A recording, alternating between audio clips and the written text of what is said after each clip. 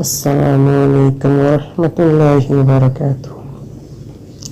সকলকে স্বাগত জানিয়ে আজ আমি আসলাম আপনাদের মাঝে ব্যাচেলর ভাইদের জন্য খুব দ্রুতর সাথে কিছু রেসিপি নিয়ে, যেন তারা খুব তাড়াতাড়ি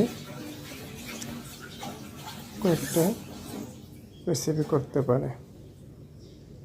তো আসুন, আমার এই ভিডিওর মূল উদ্দেশ্য হচ্ছে যে যারা অফিসে চাকরি করেন বা অন্য কোথাও কাজ বাজ করেন তাদের জন্য, যে সকালে উঠে ফজরের নামাজ পড়ে রান্নার কাজ শুরু করে দেবেন, তাহলে আপনাদের বাইরে খেতে হবে না, সকাল এবং দুপুরের জন্যই যথেষ্ট।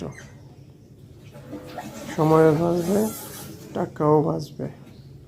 তো আমি রাইস কুকারের প্যানে আমার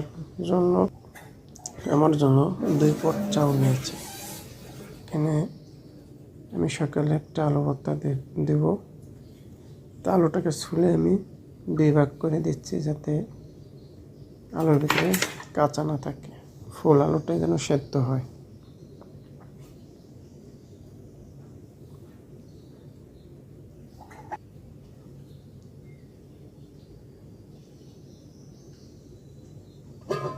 এরপরে ঢেকে এখন রাইস কুকারের ভিতরে আমি এই পটটা বসিয়ে দেবো।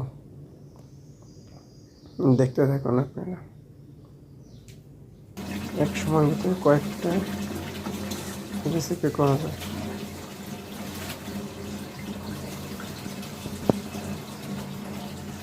আর আমার কথায় অনেক ভুল ভ্রান্তি থাকতে পারে, কারণ আমি নতুন ভিডিও করতেছি। কেউ মনে কষ্ট নেবেন না এবং ক্ষমা দৃষ্টিতে দেখবেন। এখন আমি মাছ বের করে রাখছিলাম ফ্রিজ থেকে, সেই মাছটাকে ভালো করে ধুয়ে, একটা জিনিস মাথায় রাখবেন, মাছ সবসময় একটু বেশি দেবেন, তা না হলে মাছের কিন্তু একটু গন্ধ আসে।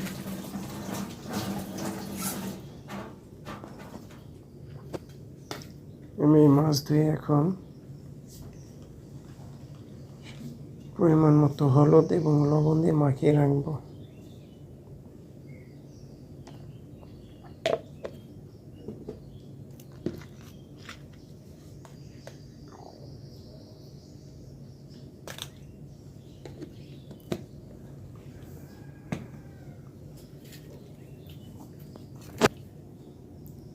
মাখানো হয়ে গেলে এক সাইডে আমি রেখে দেব।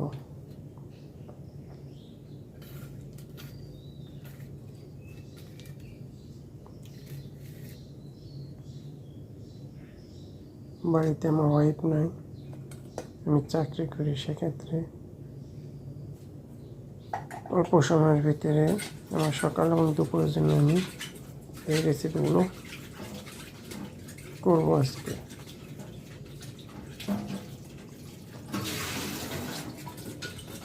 এখন আমি কিছু উস্তে ধুয়ে নিচ্ছি। আজকে আমি উস্তে ভাজবো এবং মাছ আলু দিয়ে ভুনবো।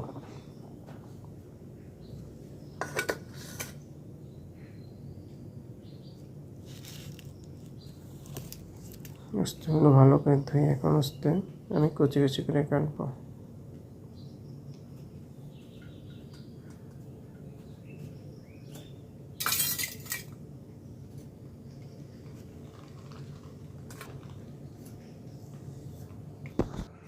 একটা জিনিস মাথায় রাখবেন, আমি কিন্তু খুব তাড়াতাড়ি আমার সকল রান্নাগুলো করতে চাই, যেহেতু আমরা চাকরি করি।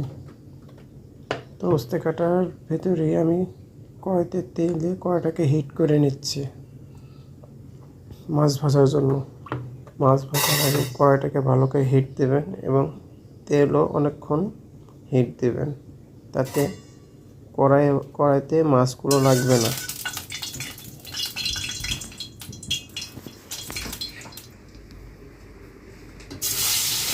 আমি মাছগুলো এখন দিয়ে দিচ্ছি আস্তে আস্তে করে।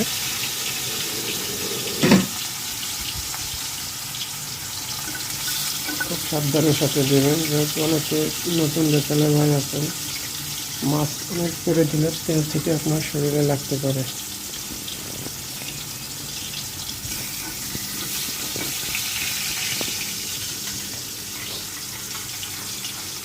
চুলায় আমি এই মাছগুলো দিব আর এর পাশাপাশি উস্তাগুলো কুচি কুচি করে ফেলবো।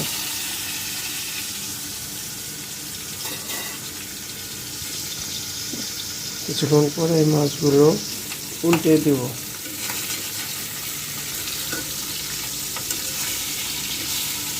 দেখেন আমি কড়াই এবং তেল অনেকক্ষণ হিট দেওয়ার কারণে আমার মাছ কড়াইতে একটাও লাগেনি, সুন্দরভাবে উঠে গেছে।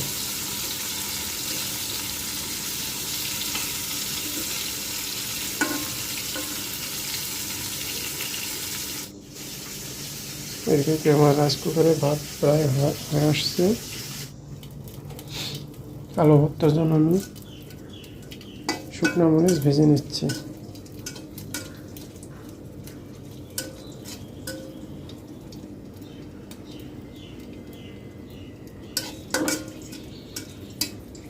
সময় শুকনো মরিচ ভেজে গ্যাসের চুলার পাশে রেখে দেবেন, তাই মরিচগুলো অনেক শুকিয়ে থাকবে, মানে মচমচে থাকবে।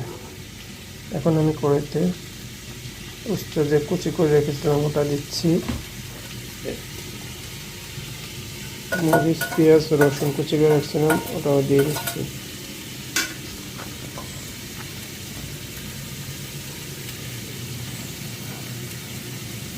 এখন এর ভিতরে আমি পরিমাণ মতো লবণ এবং হলুদ দিয়ে দেব।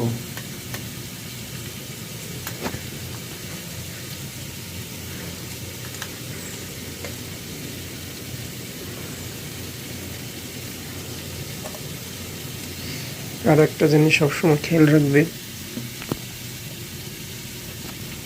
যখন উস্তা ভাজবেন তখন কিন্তু বেশি নাড়াচাড়া করা যাবে না। বেশি নাড়াচাড়া করলে কিন্তু উস্তা তিতে হয়ে যাবে।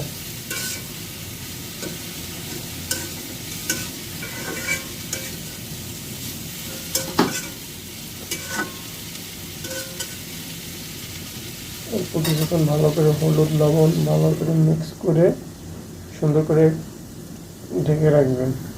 এখন দেখেন আমার রাইস কুকারে ভাত হয়ে গেছে।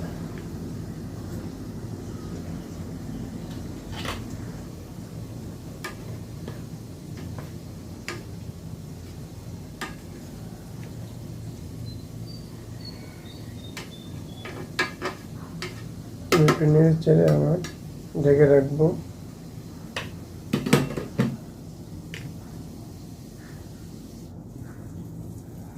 দেখে উস্তা সেদ্ধ হচ্ছে কিনা আমি একটু চেক দেবো। ঢাকনাটা উঠিয়ে নিয়ে দেখি উস্তা সেদ্ধ হয়েছে কিনা। নিচে অনেক সময় লেগে যেতে পারে, একটু নাড়াচাড়া দিয়ে আবার ঢেকে রাখবেন।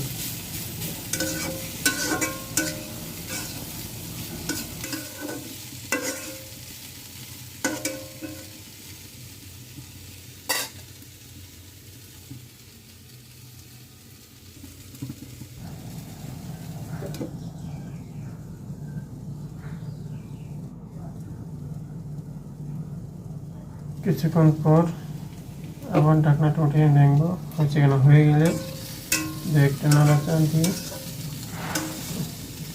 উস্তাটা নামিয়ে নেব।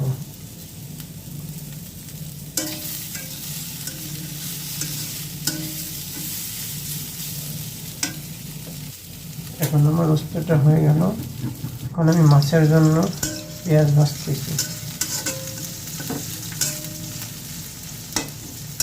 পেঁয়াজটাকে আমি লাল লাল করে নেব। এর ভেতরে আস্তে আস্তে করে মশলা মিক্স করতেছি। পরিমাণ মতো হলুদ এবং লবণ দিয়ে ভালো করে নেড়ে নিই। লবণ হচ্ছে যার যার চাহিদা অনুযায়ী। এখন আস্তে আস্তে আমি মশলাগুলো মিক্স করব। এখানে একটা জিনিস বলে রাখি, আমি আজকে ভুনা ভুনা করবো, কেউ চাইলে ঝোলও রাখতে পারেন। এখানে আমি আস্তে আস্তে করে সকল মশলাগুলো দিয়ে দেব। এখানে আমি এখন একটা চামচ আদা বাটা দিচ্ছি, 1 চা চামচ রসুন বাটা দিয়ে দিচ্ছি, আর চা চামচ জিরা বাটা দিয়ে দিচ্ছি। কারণ যদি জিরা বাটা না থাকে তাহলে গুঁড়া জিরা দিতে পারেন। তবে জিরে মানে বাটাটা দিলে আর কি ফ্লেভারটা অনেক সুন্দর হয়।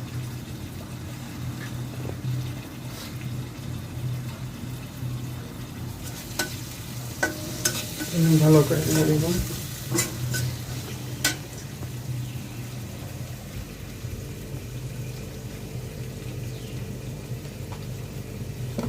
এখন আমি হাফ চা চামচ ধনিয়া গুঁড়া দিয়ে দিচ্ছি।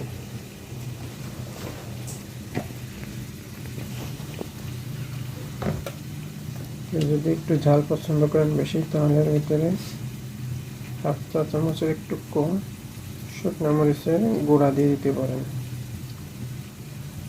অল্প পরিমাণে শুকনো মরিচের গুঁড়া দিয়ে দিচ্ছি, কালারের জন্য একটু ঝালও হবে, ভালো লাগবে।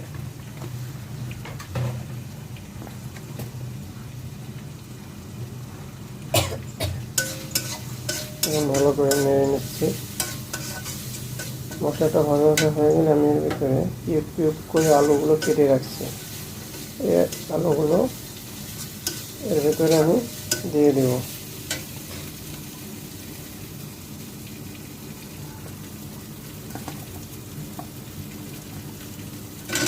আলুগুলো দিয়ে দিলাম। আলুগুলো ভালো করে ভেজে নিয়ে নেবেন।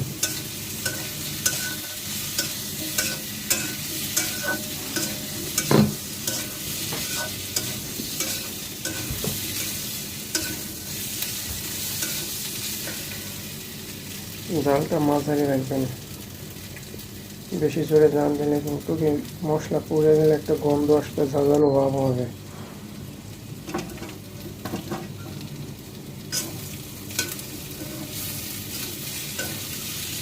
আলুটা ভাজা হয়ে গেলে এর ভিতরে আমি পানি দিয়ে দিচ্ছি। পানিটা আপনাদের পরিমাণ মতো আপনারা দিবেন, কারণ কীরকম খাবেন সেটা আপনাদের ব্যাপার। সকালে খাবেন, দুপুরে খাবেন, দুই বেলার কথা মাথায় রেখে পানিটা দিবেন। ঝোলও খেতে পারেন, ভুনাও করে খেতে পারেন, সমস্যা। কিছুক্ষণ পানি দেওয়ার কিছুক্ষণ পরে আমরা মাছগুলো ঢেলে দিই।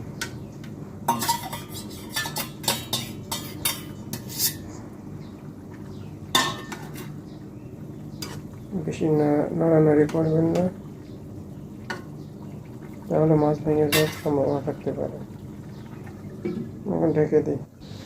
কিছুক্ষণ পরে এসে ঢাকনাটা উঠিয়ে দেখি যে আলু সিদ্ধ হয়েছে কিনা। যদি মনে করেন যে আলু সিদ্ধ হয়ে গেছে এবং পানিটা একটু টেনে গেছে, এখন নামিয়ে ফেলি। আমার মাছ ভুনা শেষ। আমি এখন কড়াই থেকে একটা, আপনি চাইলে এইভাবে খুব তাড়াতাড়ি একসাথে 2-3টা আইটেম করতে পারেন। তো ধন্যবাদ সবাইকে, আমার পাশে থাকবেন। যেহেতু আমি নতুন, আমার অনেক কথায় ভুল ভ্রান্তি হতে পারে, সবাই ক্ষমা দৃষ্টিতে দেখবেন। আশা করি সবাই ভালো থাকবেন।